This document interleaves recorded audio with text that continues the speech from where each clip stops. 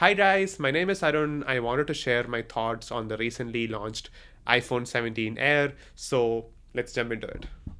Okay, so first up, the design. Obviously, design was the main selling point for the iPhone 17 Air, and this phone does not disappoint. As you guys can see, this phone is 5.6 millimeters thin, basically thinner than a pencil, and weighs in at 165 grams. So it's super lightweight, very thin, and feels almost unreal in your hands.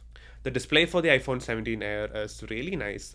It's got a screen size of 6.5 inches, which is taller than the iPhone Pros at 6.3 inches. And the display also gets up to 3000 nits in peak brightness, so it should be super clear even in outdoors.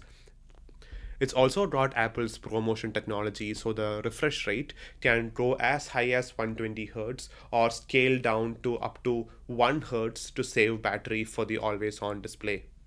There are four color options available. We have white, gold, black, and sky blue. This is the sky blue option. It does look very pale, almost like white, but in my opinion, this is the best choice. It's a most beautiful color for the iPhone 17 Air.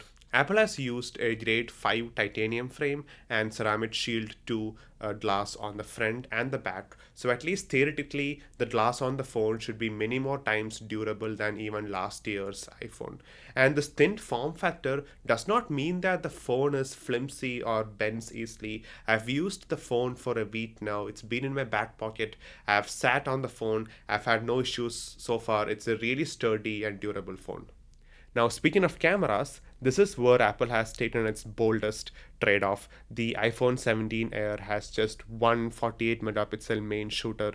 There is no telephoto, no ultra wide cameras, and honestly, for $1,000 phone, this is a bit concerning. There are other phones out there with much more capable camera systems, but the good news is if you are only concerned with point and shoot photos or videos, if you do not do a bunch of zoomed in photos or ultra wide photos, then you should be completely fine with this camera. The photos are sharp, crisp, detailed. Low light photography is decent. For video, you have Dolby Vision HDR with even dual capture, so you can capture video from both the front and the back cameras at the same time. I found that to be pretty cool. Speaking of performance, I found it to be really good, especially for a casual user.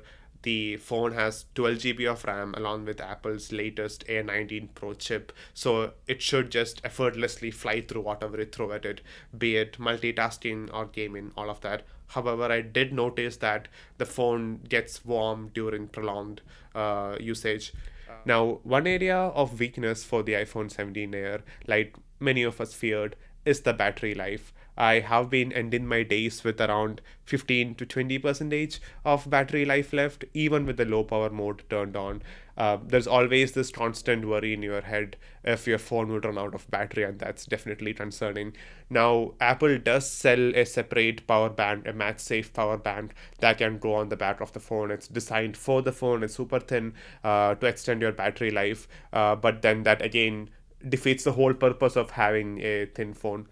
Also, I find it interesting that Apple decided not to go with the high density new silicon carbide batteries that we are seeing in some Chinese phones. I think implementing those high density batteries in this phone would have been the perfect solution to have a phone with a good battery life and at the same time maintaining this thin profile. So here is my verdict on who should buy the iPhone 17 Air. If you are somebody who wants a stunning piece of hardware, if you want the sleekest iPhone out there and do not mind sacrificing a bit on battery or performance or a camera system, then go for the iPhone 17 Air. But if you're somebody who really values having a solid 1 day battery, or having the triple or dual camera system, or just want a more tech driven or like feature packed iPhone, then you should go for the iPhone 17 Pro.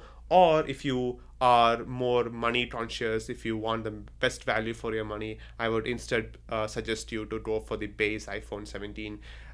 For me, the iPhone Air feels like a statement piece from Apple. It is definitely not the best phone for the vast majority, but it's for sure the coolest phone that Apple has made in a long time.